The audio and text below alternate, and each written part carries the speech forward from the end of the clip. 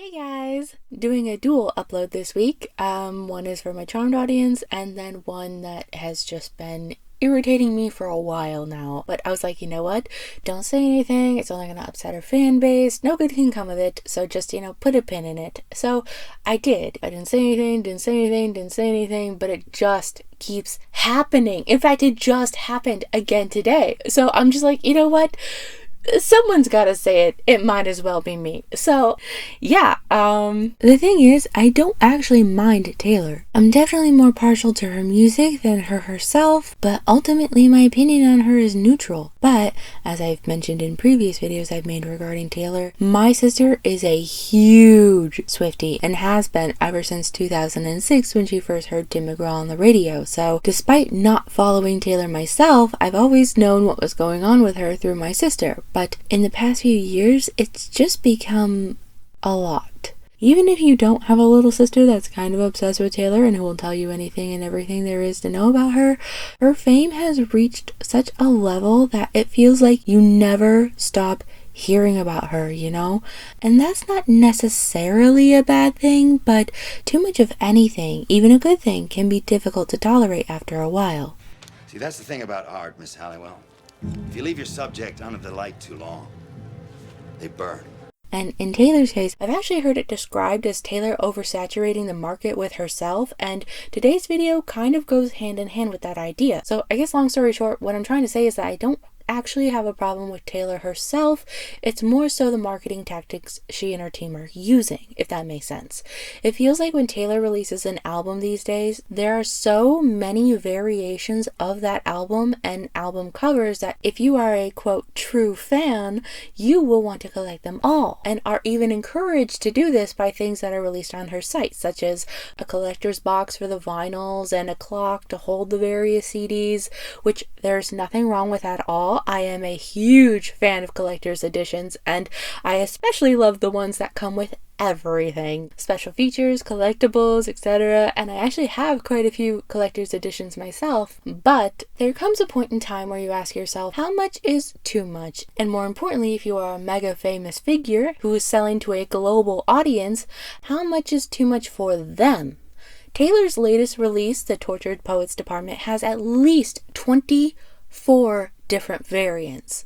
24 of the same album.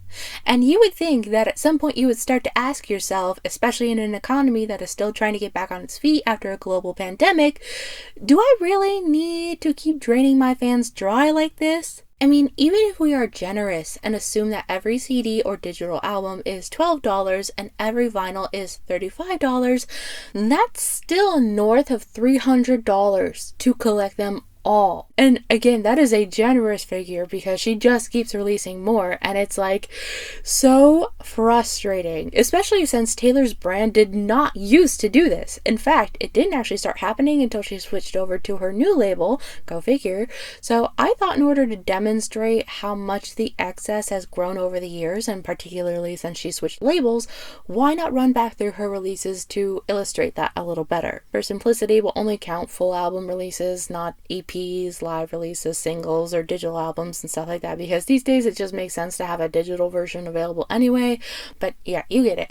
So starting with Taylor's first album, Taylor Swift, which was released in 2006 under Taylor's original label, Big Machine Records, and as far as I can tell, it only had two variations, the standard edition and the deluxe edition, which was fine and I actually really loved. Standard edition for those who just want to have the album, deluxe edition for those who want to collect, or who just prefer the cover, because let's be real, that is gorgeous. And there's also technically a variant between the albums that contain the original lyric and Picture to Burn about "I'll tell my friends you're gay," but they realized that wasn't exactly a good look, so later version changed that lyric, but we're not counting those since it was kind of unintentional, and that was only changed because everyone realized it probably wasn't the best message to be sending. So yeah, her first album had two variants, a standard edition and a deluxe edition, with both featured a different cover, and this was a method that worked, and as I say, if it ain't broke, don't fix it. So Taylor and her label kept this formula going forward over her next several albums. Fearless in 2008, Speak Now in 2010, which is my personal favorite, by the way. Red in 2012, the Red also had an extra special edition that came in a mini magazine format, and 1989 in 2014. A lot of the special editions were also released through a brand deal with Target, so that's why you tend to see the sign on a lot of them and why the commercials tend to be, Target centric. So, as you can probably tell, Taylor spent almost a decade releasing albums every 2 years, so it came as somewhat of a surprise when Taylor did not release an album in 2016. Though a lot of fans, including my sister, speculate that there is actually a lost album called Karma that did not get released that year due to the controversy with Kanye and Kim Kardashian. Personally, I think that's true. There are a lot of little Easter eggs and hints to the album's existence. So if you'd like to dive down into that theory, there are definitely a lot of videos out there laying out the different hints and speculations, or you could just ask my sister, who remembers this stuff to a T. I don't know how she does it, but the point is that there was not an album released in 2016, but there was an album released in 2017 called Reputation, and this is where our first real change in the formula starts to happen. Reputation actually had 3 variations that I know of anyway, I could always be wrong, the standard album, and 2 special editions that came in magazine formats, which in my opinion was amazing marketing. I'll ask my sister if she'll let me borrow her magazines to kind of flip through to include on this video. But yeah, one was sort of a dark green, snaky color like Reputation, and one had an orange background, which, wouldn't you know, is the rumored color of the Karma album? Anyway, I think this release style was actually pretty cool, but it was also her last album with Big Machine Records, and Taylor signed with Republic Records going forward, starting with her 2019 release, Lover. Now, Lover is where we first start seeing this excess, if you will, though it still wasn't too bad. There were at least 7 variations of Lover that I can remember. The standard album, and then the 4 special editions that all came in the form of collectible journals that also included the album, and then a vinyl and a cassette tape. Why cassette tapes ever came back into style, I don't know. I mean, maybe we just had evil cassette players and VCRs, but I do not miss the feeling of realizing the player ate the tape.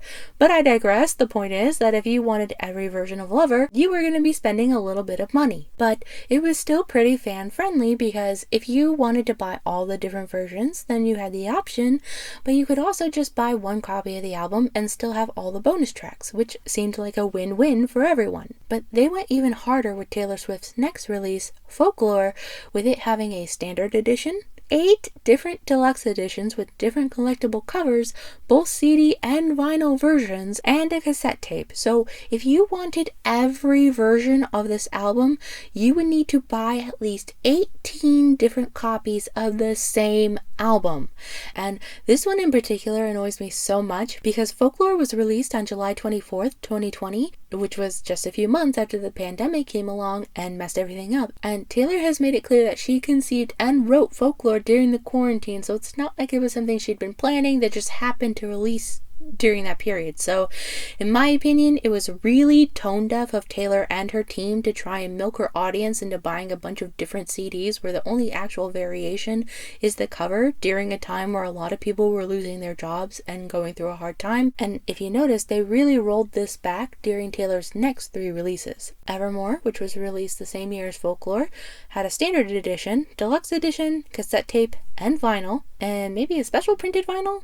Don't quote me on that. Taylor has so many variations of her albums at this point, it's getting to be a little bit hard finding them all, which I guess is kind of the point of this video. But anyway, the next one was Fearless, Taylor's version, and Red, Taylor's version. Both released in 2021, pretty much had the usual CD, cassette tape, and vinyl. Plus, I think Fearless might have had a deluxe edition, but I like that because even though Taylor technically released 4 albums inside of 2 years, it was all new material, so it made sense. And between Evermore and Taylor's versions, it felt like her record label might have seen their error of their ways after Folklore, but absolutely not, because Taylor Swift released her album Midnights in 2022, and it was probably the biggest slap in the face to her fan base yet. There was the standard edition, the limited edition, the 3 a.m. edition, the lavender edition, the Till Dawn edition, the 4 different collectible covers, the 5 different vinyls, including the Target exclusive vinyl that had 3 bonus songs on it, oh, and the cassette. So that is at least, what, 15 variations of the same album. When I was reading out, 4 different collectible covers, 5 different vinyls and everything, I honestly felt like I was trying to do the 12 days of Christmas. It's like, oh, on the 5th day of Christmas, my true love gave to me 5 golden rings, 4 calling birds, 3 French hens, 2 turtle doves, and a partridge in a pear tree. Like, that's literally what it felt like I was doing. And you want to know what the kicker is? Out of 15 different variations on my previous albums, not a single one of them has all of the available songs from Midnight's on it. If you want all of the songs, including the bonus tracks, you will have to buy at least 2 or 3 different versions. And it's like, really? Out of all these different versions you made of the same album, you couldn't at least release a version that had a compilation of all the bonus tracks for the people who would like to have them but don't want to, or can't buy every variant of the same album?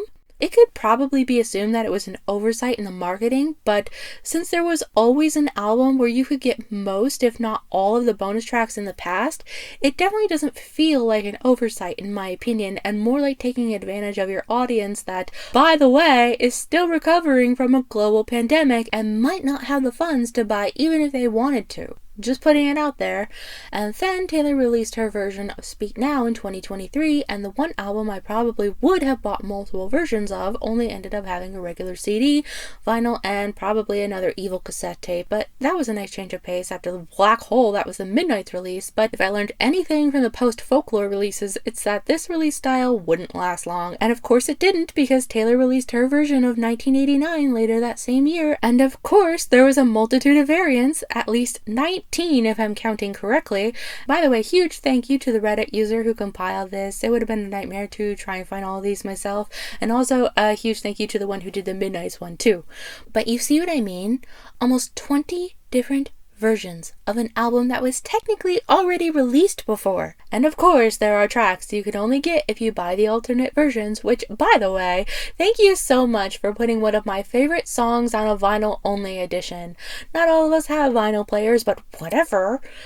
The point is, it is just way too much, no matter how much you love her. I think it is unfair to spend hundreds of dollars on albums/vinyls alone, and that's before you even get to buying any of her merch, which is already pretty pricey. But the thing is, even this pales in comparison to Taylor's latest release, and the reason I'm making this video, The Tortured Poets Department. I'm sorry, I don't like that title. I know what it references, it's just, it sounds...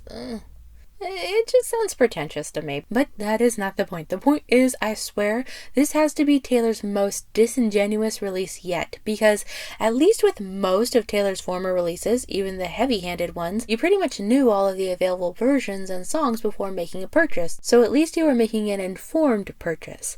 TTPD, which is what I'll be saying from now on because I'm not saying the Tortured Poets Department every time, keeps having new surprise releases, oftentimes rendering the ones that came before it either inconsequential or subpar, and it is such a low blow to her fan base in my opinion. I mean, let's walk through it so you can see what I mean. So, before the album was even released, pre-orders went up with different variations of the album, so you could either buy the standard version or one of the 4 variants that each had a different bonus track. The Manuscript, the Albatross, the Bolter, and the Black Dog, not to mention the 4 Target special editions with the posters. So we're already at 9 versions, and if you wanted all of the different bonus tracks, you were gonna need to buy at least 4 different versions. Plus, there were the 4 different vinyls, so that's, what, 13 already? And the album hasn't even released yet? Oh, but wait! Release day comes, and surprise! It's a double album! So on top of what you already likely bought, you're also going to want to buy the anthology.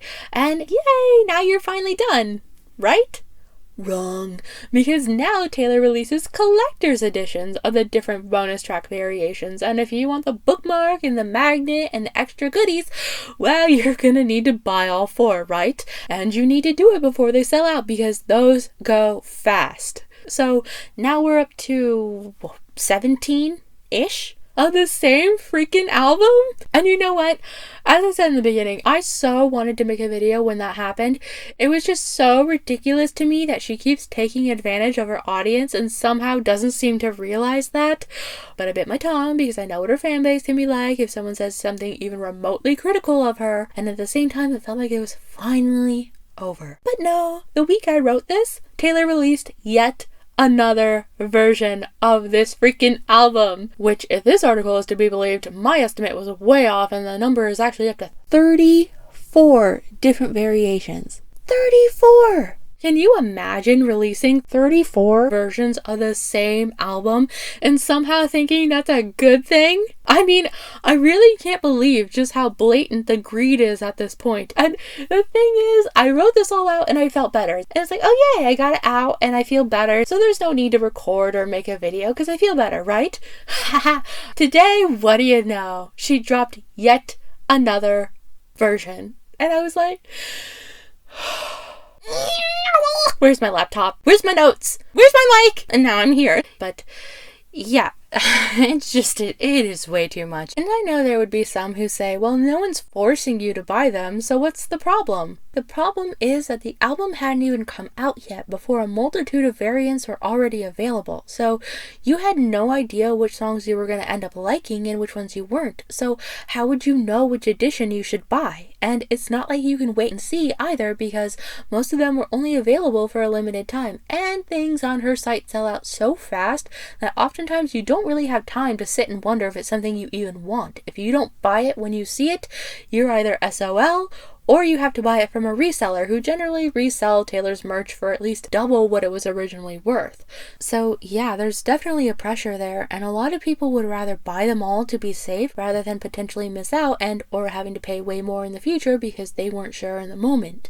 And I'm sure there would also be those who would say, well, this isn't Taylor's fault, it's her team's, and you can't blame her for what they do. And I'm just like, do you really think Taylor is unaware of how her own music is being marketed, especially after all the trouble she went through with her masters?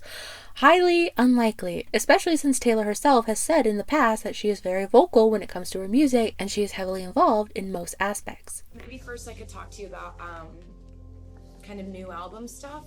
There's going to be from 16 to 20 songs on it, is what I'm guessing it's going to end up at. So yeah, TLDR, please stop releasing a bunch of different versions of the same album, or at the very least, make sure to include one that has all of the different tracks so that people don't feel pressured to buy a bunch of albums that they don't want or need. And as for the different cover variations, Taylor could easily do something similar to what these Disney Princess journals, yes, I have Disney Princess journals, don't you laugh, have, where each one of them has 3 different potential covers, but the artwork for the covers is held in a slot behind the cover so that you can switch them out as you like. So you have different covers, but you don't need to buy 3 different versions to have them all. And Taylor already actually has kind of the groundwork to do something like this with all the different Polaroids she did for the 1989 album, so I don't think it would be very hard for her team to implement a similar idea for future cover variants. But that's pretty much all I have to say. I feel kind of weird having written this in my sister's apartment surrounded by all of her Taylor Swift merch, but it is what it is. But I hope that even if you love Taylor, you can understand where I'm coming from and that I'm not criticizing her per se, more so a marketing style that I feel takes advantage of the people it's targeted at. Anyway, thank you so much for listening, and as always, I hope you have a wonderful day or night wherever you are. Bye!